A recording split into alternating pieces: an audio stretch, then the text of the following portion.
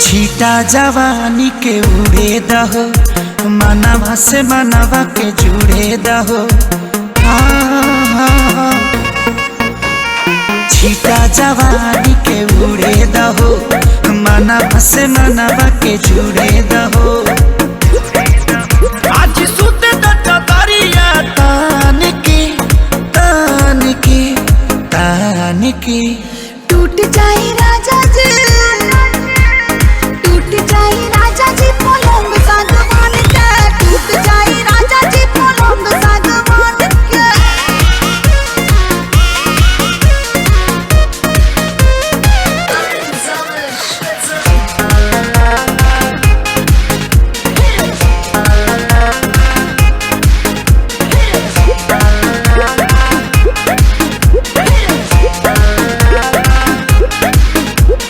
छुए द बदन के देखो न कटन के, चादर बिछा दे हनी।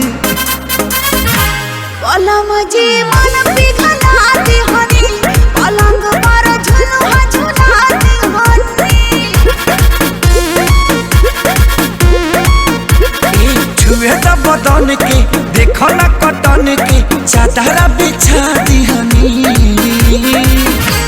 पलम जी मन पिघला दे हनी, पलंग पर झुलुआ झुला दे हनी। परियार बाटे बेड अब फान के फान के फान के। टूट जाए राजा जी, टूट जाए राजा जी पलंग सागवान के, टूट जाए राजा जी पलंग सागवान के।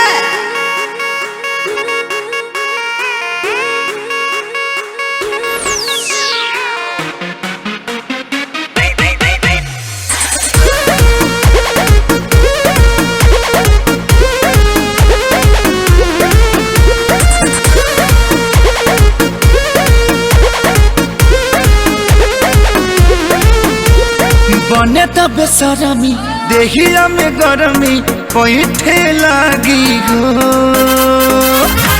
कमरिया ऐठे लागी हो, नस नस बैठे लागी हो। बने त बेसरमी देहिया में गरमी पैठे